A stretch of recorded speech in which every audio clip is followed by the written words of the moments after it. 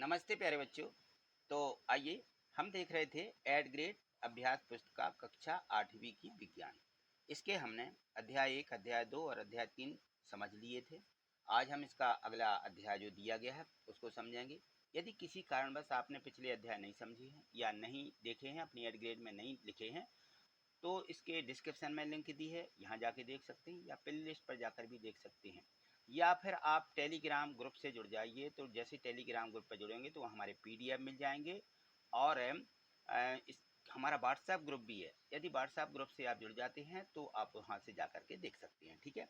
यदि कुछ बच्चों के ऐसे कमेंट्स हैं कि हम ये प्रोसेस करें कैसे, तो देखिए इसके लिए कुछ नहीं है, थोड़ी सी प्रोसेस रहती है। यहाँ देखिए इसमें दिया है, हम बताते हैं। यहाँ देखिए, जैसे मान लीजिए आप कोई ये हमारी वीडियो देख रहे हैं और इस वीडियो के नीचे देखें ये कुछ इस प्रकार से लिखा रहता है, तो हमें इसको समझना है। देखिए मैं आपको जूम करके बता रहा हूँ, यहाँ देखें तो इसमें ये देखिए इस प्रकार से दिख रहा होता है ना। यहाँ नीचे कुछ लिखा रहता है, तो यहाँ देखो जैसे हम इसको आगे देखते हैं तो यहाँ देखिए ये लिखा रहता है मोर, ये कहलाता है डिस्क्रिप्शन। जैसे इस पर क्लिक करते हैं तो डिस्क्रिप्शन बॉक्स खुल जाता है, तो इस पर लिंकें मिल जाती हैं। और यदि हमें कमेंट्स करना है तो देखिए यहाँ पे ये लिखा हुआ कमेंट्स, ऐड ए कमेंट्स, इसको आप जैसे क्लिक करेंगे तो आपका मैसेज खुल जाएगा और मैसेज आप लिख करके भेज सकते हैं, ठीक है। और ये रहता है लाइक करने का, हम कहते हैं ना कि वीडियो लाइक कीजिए, लाइक का है, ये शेयर का चिन्ह यहाँ पे बने रहते हैं ना। और ये देखिए यहाँ पे चैनल का नाम जो ये लिखा हुआ है कि गणित वाले सर, ठीक है ना। आप जैसे इसको क्लिक करेंगे तो इसको क्लिक करने पर सीधी प्ले लिस्ट खुल जाती है। देखिए मैं आपको क्लिक करके बता रहा हूँ, ये मैंने, तो यहाँ देखो ये नीचे ये लिखा हुआ है सबसे पहले होम, फिर ये वीडियोस, ये शॉर्ट्स दिए, ये लिखा हुआ है प्ले लिस्ट, ठीक है ना। तो इसको आप क्लिक करेंगे तो आप प्ले लिस्ट पर पहुंच जाएंगे और जैसे ही प्ले लिस्ट खुलेगी तो आप वहां से सभी वीडियो देख सकते हैं, ठीक है। देखिए इसको थोड़े, यदि मान लीजिए हम आगे खिसकाते हैं तो देखिए इस प्रकार से दिखेगा। तो यहाँ देखो ये जैसे ही हम इसको देखते हैं तो प्ले लिस्ट के आगे ये कम्युनिटी दिया है, आप इसको क्लिक करें। जैसे ही आप इसको क्लिक करते हैं तो देखिए इस प्रकार से दिखने लगता है। यहाँ देखिए ये नीचे लिखा हुआ है और इस ये लिखा कि हिंदी कक्षा 8 एड ग्रेड अभ्यास पुस्तिका, इसकी प्ले लिस्ट की लिंक दी गई है। और यदि ऊपर को खिसकाते चलें तो यहाँ ऊपर खिसकाने पर देखिए यहाँ पर और भी लिखा कि व्हाट्सएप ग्रुप से जुड़ने की लिंक, तो आप यहाँ से जुड़ सकते हैं। यहाँ देखिए दिया गया है अध्याय 4 दहन एवं ज्वाला, आज हम इसको समझेंगे। तो यहाँ देखिए इस अध्याय में कुछ लर्निंग आउटकम्स दिए रहते हैं, LO लर्निंग आउटकम्स, ठीक है ना। तो ये कक्षा 8 में के लर्निंग आउटकम्स दो दिए हैं, पार्ट 3, 4, 5, 9, इस प्रकार से इनमें जो है पिछली कक्षाओं का भी कुछ समाया हुआ है, ठीक है ना। तो वो सभी यहाँ पे हम इसको सीखेंगे। यहाँ देखें पाठ की पूर्व तैयारी रहती है कि इस पाठ को पढ़ने से पहले हमें क्या क्या सीखना है, क्या क्या समझना है। तो यहाँ देखें, यहाँ पर ये दिया गया था कि पत्ती, रबर का टुकड़ा, लकड़ी, कांच, इनको क्या करना है, इनको व्यवस्थित तरीके से ऐसा लिखना है। यहाँ लिखा कि सामग्री जो जल्दी से जल जाती है और जो थोड़ी देर बाद जलती है तो इनको क्रम से लिखिए। तो यहाँ पे देखिए ये जो सारणी है, सबसे पहले पत्ती, पत्ती जल्दी जलती है, फिर रबर, इसमें आग लगेगी, फिर लकड़ी और लास्ट में कांच में आग नहीं लगती है, धीरे धीरे पिघलना शुरू होता है। तो ये क्रम हुआ इसका, ठीक है ना। आगे चलिए अब हम इसको देखें तो इसमें और भी चीज़ें दी गई हैं कि पेट्रोल है, मिट्टी का तेल है, CNG, ये गैसें दी गई हैं, है ना। तो इस प्रकार से इसमें जो दिया गया है थोड़ा सा हम इसको पढ़ लेंगे। और यहाँ देखें तो यहाँ से जो है हमारे प्रश्न शुरू हो जाते हैं। प्रश्न 1 दिया है, ऑब्जेक्टिव प्रश्न है, कुछ खाली स्थान भी इस प्रकार से दिए गए हैं। तो यहाँ देखें प्रश्न 1 में दिया गया है कि नीचे दिए गए जो शब्द हैं, इन शब्दों की सहायता से इनमें खाली स्थानों को हमें भरना है। तो यहाँ देखिए CO2 कार्बन डाइऑक्साइड ज्वलन ताप रहता है, इसको भरना है। ऑक्सीजन O2, ठीक है, किलो जूल प्रति किलोग्राम में, और कार्बन मोनोऑक्साइड, इस प्रकार से ये जो हैं ये शब्द दिए गए हैं, इनसे यहाँ पे हमें इनको खाली स्थानों को भरना है। तो यहाँ देखिए दहन के लिए क्या आवश्यक है, ऑक्सीजन O2, ठीक है ना, O और नीचे 2 लिख देना। ईंधन के ऊष्मीयमान ये किलो जूल प्रति किलोग्राम है, यहाँ जगह कम है ना, तो इस प्रकार से आप ऊपर लिख सकते हैं, ठीक है। तो ईंधन का जो ऊष्मीयमान है इसके किलो जूल प्रति किलोग्राम की मात्रक द्वारा प्रदर्शित किया जाता है। वह न्यूनतम ताप जिस पर कोई पदार्थ है जलने लगता है उसको क्या कहते हैं, उसको ज्वलन ताप कहलाता है। वह सबसे अच्छा अग्निशामक यंत्र ये होती है CO2 कार्बन डाइऑक्साइड, सबसे अच्छा अग्निशामक यंत्र है ये। यहाँ देखिए 5वें में दिया है कि ईंधन के अपूर्ण दहन से कौन सी गैस निकलती है, carbon monoxide gas CO carbon monoxide gas, ठीक है ना, तो इसको CO बोला जाता है, ठीक है। यहाँ है प्रश्न 2 में कि सही विकल्प के आगे सही का निशान लगाइए। यहाँ पे हमें 4 ऑब्जेक्टिव प्रश्न दिए गए हैं, इनमें से जो सही है उस पर हमें सही का निशान लगा देना है। तो यहाँ पे देखिए, एक ये यहाँ पे बर्नर बत्ती जलाई जा रही है, मोमबत्ती, तो इसको देखें और इसको देख करके इन प्रश्नों के उत्तर भी देना है कि बूझो 4 समान परखनलियों में पानी की समान मात्रा को गर्म करता है, वह अपनी परखनलियों को ज्वाला के विभिन्न क्षेत्रों में रखता है। तो देखिए ये जो है इनके विभिन्न क्षेत्र हैं, यहाँ पे जब आग जलती है नीचे ऊपर बहुत ऊपर इस प्रकार से, है ना। तो अब इसमें जो है बताया गया कि ये जो यहाँ पे परख नली दी गई है, ये आ दर्शाया गया है कि ये बाहरी क्षेत्र है, परख नली बा में दर्शाया गया है कि ये मध्य क्षेत्र है, और परख नली सा बता रही है कि आंतरिक क्षेत्र है, और दा में दिया गया है मध्य और आंतरिक क्षेत्र के बीच। तो यहाँ अपनी बुक में देखें तो ये सभी उसके भाग बताए गए हैं कि ये कौन सा भाग यहाँ पे दिया गया है, और यहाँ प्रश्नों के हमें उत्तर देना है। तो यहाँ देखें नीचे लिखा हुआ है कि परख नली जो है सबसे पहले किस भाग से उबलना शुरू होती है, किस परख नली में पानी सबसे पहले उबलेगा। तो परख नली जो आ दिया गया है ये सबसे ऊपर वाला जो भाग है ना, ये इसमें हमारी परख नली सबसे पहले जलने लगेगी, उबलने लगेगा उसमें पानी। और निम्न में से किसका ज्वलन ताप अधिक होगा, तो जो सूखी घास होती है ना उसका ताप क्या होता है, उसका ताप बहुत अधिक होता है, ठीक है। आगे देखिए, इसमें अगला प्रश्न है कि वायु में किस गैस की अधिक मात्रा विश्व उष्ण ग्लोबल वार्मिंग का कारण बनती है। तो जो ग्लोबल वार्मिंग है, वायु में किस गैस की अधिक मात्रा के कारण, कौन सी ऐसी गैस है जो हमारे वायुमंडल में अधिक बन जाती है। तो यहाँ पे बहुत ज़्यादा गर्मी होती है, ये होती है कार्बन डाइऑक्साइड, ठीक है। तो कार्बन डाइऑक्साइड गैस की अधिक बनने के कारण अधिक ताप माने शुरू हो जाता है। और यहाँ दिया विद्युत उपकरण तथा पेट्रोल जैसे ज्वलनशील पदार्थों में लगी आग को नियंत्रण किया जा सकता है, तो कौन सी गैस के द्वारा, कार्बन डाइऑक्साइड के द्वारा ही। चलिए अगला प्रश्न है इसमें कि कौन सा पदार्थ कमरे के ताप पर वायु में जल उठता है, तो फास्फोरस। कौन सा पदार्थ, फास्फोरस, ठीक है। अब आगे देखें तो इसमें जो है यहाँ से लघुत्तरीय प्रश्न शुरू हो जाते हैं, ये अति लघुत्तरीय प्रश्न है, ये जो है हमारे 1-2 वाक्य के होते हैं। तो यहाँ देखें इसमें दिया है कि दहन क्या है, प्रश्न जो तीसरा दिया गया है इसमें पूछा गया है कि दहन क्या होता है। तो नीचे दिए गए जो पदार्थ हैं इनमें से दाह एवं अदाह, दहन और माने अदाह जो मतलब जलते नहीं है, पदार्थों की पहचान करके यहाँ पे लिखें, लकड़ी, कागज, लोहे की कीलें, पत्थर का टुकड़ा, मिट्टी का तेल, कांच है और काष्ठ, कोयला, ये दिए गए हैं, है ना। तो इनसे जो दहन है उनको अलग लिखना, अदहन है जो उनको अलग लिखना। तो रासायनिक प्रक्रम जिसमें पदार्थ ऑक्सीजन से अभिक्रिया कर ऊष्मा देता है वो दहन कहलाते हैं। तो ये दहन की परिभाषा हो जाएगी, और यहाँ पे हम दहन को लिखेंगे कि लकड़ी, कागज, मिट्टी का तेल, काष्ठ, कोयला, ठीक है, इत्यादि। और आदहन का पदार्थ हैं वो लोहा होता है, लोहे की कीलें होती हैं, और पत्थर का टुकड़ा, कांच इत्यादि, ठीक है ना, ये क्या होते हैं, ये अदहन, मतलब ये जल्दी जलते नहीं हैं। अब यहाँ देखें प्रश्न चौथा दिया है, इसमें है कि दहन के लिए आवश्यक परिस्थितियाँ कौन सी होती हैं। तो दहन के लिए वायु, ज्वलन ताप और दहनशील वस्तुएं जो होती हैं उनका होना दहन के लिए बहुत ही आवश्यकता है। जो वस्तुएं जल्दी जलने लगती हैं, यदि उनमें आग लगाई जाती है तो जो परिस्थितियाँ हैं, यानी वो ताप जो है बहुत जल्दी वस्तु जलने लगती है और ताप अधिक निकलता है, ठीक है ना।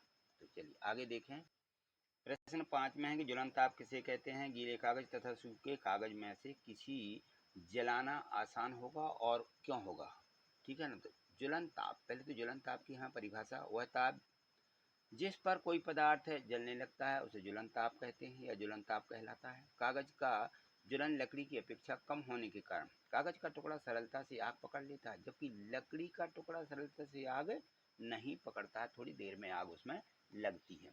अगला प्रश्न देखिए, इसमें दिया है प्रश्न क्रमांक जो 6 दिया है कि ऊष्मीय मान किसे कहते हैं। क्या होता है ऊष्मीय मान, किसी ईंधन के 1 किलोग्राम के पूर्ण दहन के प्राप्त ऊष्मा की मात्रा उसका ऊष्मीय मान कहलाती है। ईंधन के ऊष्मीय मान को किलो प्रति किलोग्राम मात्रक द्वारा प्रदर्शित किया जाता है, ठीक है। तो ये सारी चीजें इन प्रश्नों को बहुत अच्छे से याद रखना है। चलिए अगला प्रश्न देखिए, इसमें है प्रश्न क्रमांक 7 की बंद कमरे में कोयला या सिगड़ी जलाकर सोना बहुत ही खतरनाक होता है, कारण बताइए क्यों।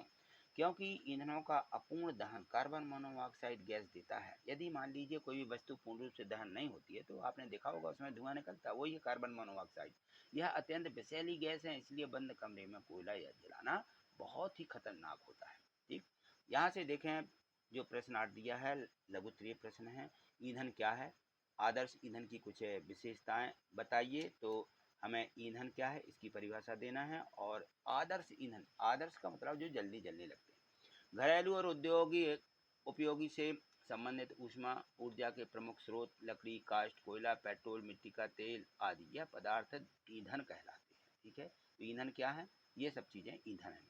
अच्छा ईंधन वह है जो सहज उपलब्ध हो जाता है, वह सस्ता होता है और वायु में सामान्य दर से सुगमता पूर्वक जलता है। यह अधिक मात्रा में ऊष्मा उत्पन्न करता है और यह जलने पर अवांछनीय पदार्थ नहीं छोड़ता, यानी इसमें ज्यादा जो है बाद में अवशेष नहीं बचते हैं, तो वो कहलाते हैं हमारे क्या, आदर्श ईंधन। ठीक, चलिए अगला प्रश्न दिया गया है प्रश्न क्रमांक 9। देखिए, दहन के विभिन्न प्रकारों को उदाहरण सहित बताइए। जो दहन होते हैं उनके उदाहरण हैं, जैसे दहन के 3 उदाहरण हैं। तीव्र दहन जो सबसे अधिक जलते हैं वो उसमें LPG gas, CNG gas, petrol है ना, और स्वतः दहन फास्फोरस है, कोयला है, और विस्फोट होते हैं तो ये पटाखे जो होते हैं आपने देखे होंगे, बहुत विस्फोट होता है इनमें।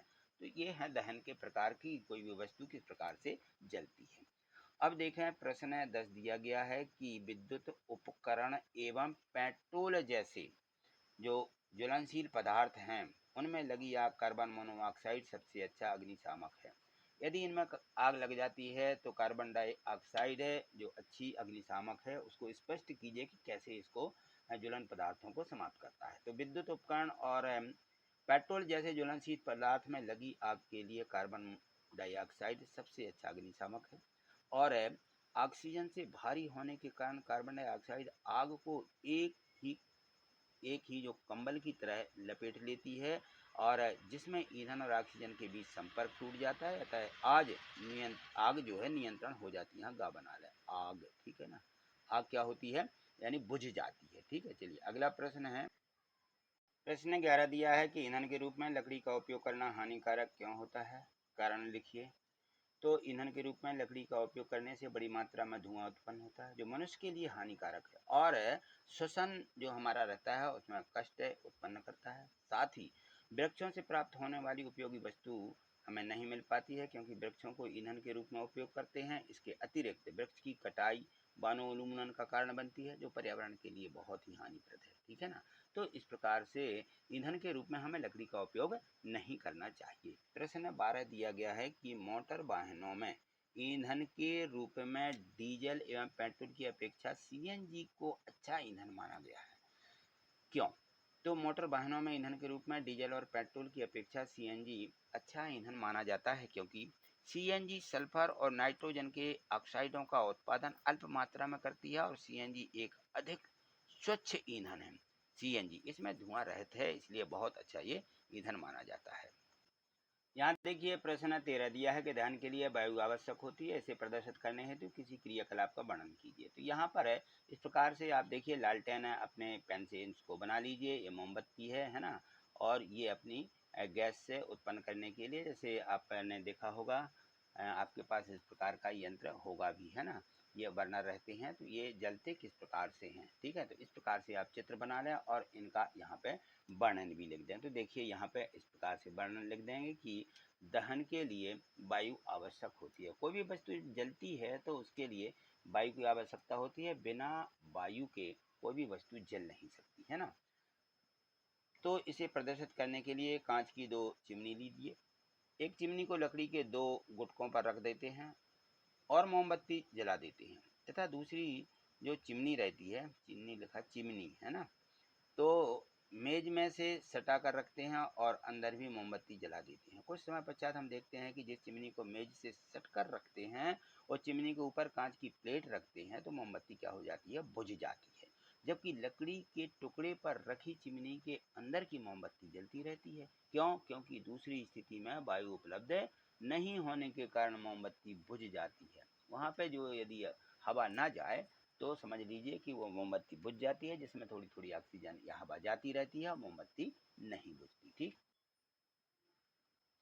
प्रश्न 14 में दिया गया है कि इन पर टिप्पणी लिखिए। विश्व उष्णन क्या है और अम्ल वर्षा क्या है, इन दोनों पर। तो जो विश्व उष्णन कहलाते हैं, ग्लोबल वार्मिंग जो होती है वो विश्व उष्णन, तो पृथ्वी के वातावरण के तापमान में बृहद विश्व उष्णन कहलाती है और वायु में कार्बन डाइऑक्साइड गैस की अधिक मात्रा संभावित ग्लोबल वार्मिंग का कारण बनती है। इसमें हिमनद पिघलने लगते हैं, जो बड़े बड़े हमारे बर्फ के पहाड़ हैं वो पिघलने लगते हैं और इसमें क्या हो जाती है, ग्लोबल वार्मिंग हो जाती है। अम्ल वर्षा क्या है, इसको समझिए। अम्ल वर्षा, ये अम्ल वर्षा क्या होती है? अम्ल वर्षा सल्फर और नाइट्रोजन के ऑक्साइड वर्षा जल में घुल जाते हैं तथा अम्ल बनाते हैं। ऐसी वर्षा अम्ल वर्षा कहलाती है। जो अम्ल है वो गिरने लगता है। यहाँ से देखें प्रोजेक्ट दिया गया है, प्रोजेक्ट नंबर 1, 2 इस प्रकार से इसमें दिए हैं। तो यहाँ से हमें प्रोजेक्ट कार्य को भी करते चल रहा है इसको, क्योंकि आगे जो प्रोजेक्ट हैं, हमें प्रोजेक्ट ये भी वार्षिक परीक्षा में 20 नंबर का पूछा जाता है, तो यहीं से इनमें से ही पूछा जाएगा। तो यहाँ देखें इसमें दिया है कि बूझो व पहेली का घर साला से लगभग 6 किलोमीटर दूरी पर है। इसको अच्छे से पढ़ लें। फिर बूझो के पिता उसे प्रतिदिन मोटरसाइकिल से छोड़ने जाते हैं और ले जाते हैं, लाते हैं और ले जाते हैं तथा पहले से पिताजी उसे प्रतिदिन तथा पहेली के पिताजी उसे प्रतिदिन कार से साला लाते हैं और ले जाते हैं। अब बूझो के पिताजी को प्रतिदिन मोटरसाइकिल में 1/2 माने आधा लीटर पेट्रोल लगता है, जबकि उसके पिताजी को प्रतिदिन साला आने जाने में 2 लीटर डीजल लगता है। तो ये जो है उनकी गाड़ी डीजल से चलती है, तो इसमें 2 लीटर डीजल लगता है और वो बूझो के पिताजी जो हैं वो आधा लीटर में मतलब आने जाने में खर्च करते हैं। अब यहाँ देखें तो अभिभावक की सहायता से पूछ करके निम्नलिखित तारण का पूर्ण करिए। अपना माता पिता से भी समझ सकते हैं। और यहाँ देखिए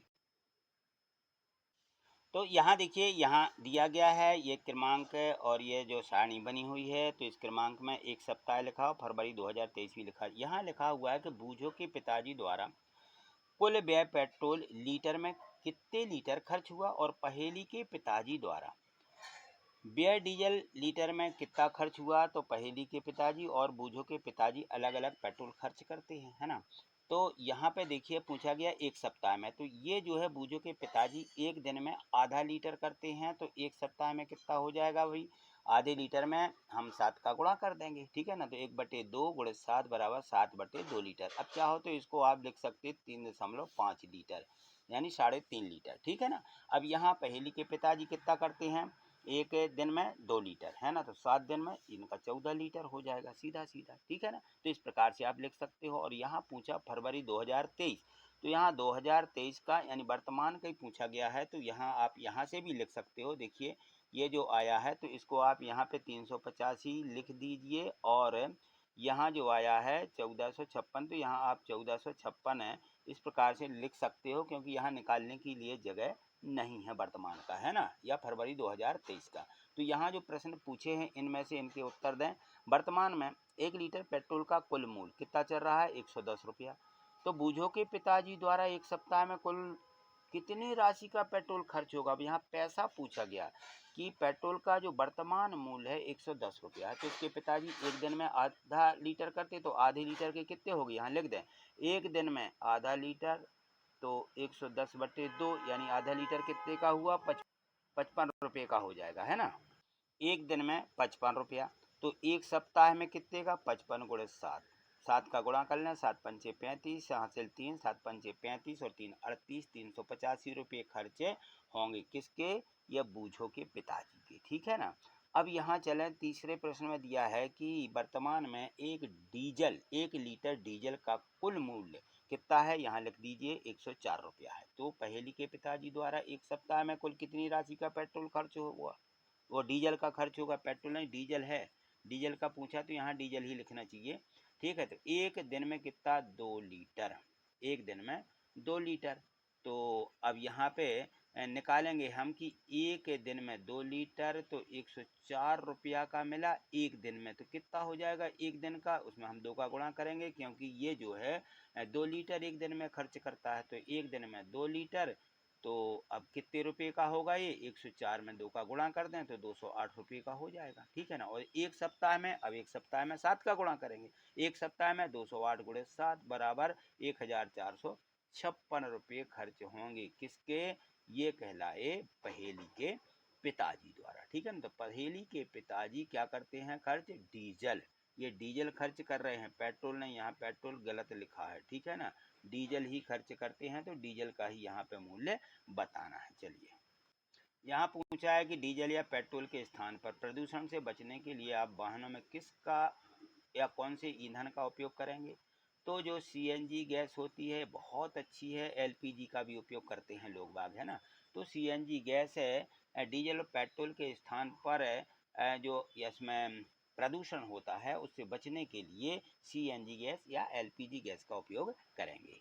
यहाँ देखें प्रोजेक्ट जो 2 दिया गया था, ये भी अपने आसपास के 10 घरों का सर्वेक्षण करके पता लगाना है कि खाना पकाने के लिए किस प्रकार के ईंधन का उपयोग किया जाता है, इनमें से कौन से ईंधन का प्रदूषण के लिए उत्तरदायी है, ये जो प्रदूषण फैलाते हैं। खाना पकाने के लिए आपने देखा होगा कि घरों में लकड़ी भी जलाते हैं, कोयला भी जलाते हैं, और सीखे नहीं, यहाँ पे सू बना लें सामने बड़ू की, सूखे उपले, ठीक है ना, एलपीजी का भी उपयोग करते हैं।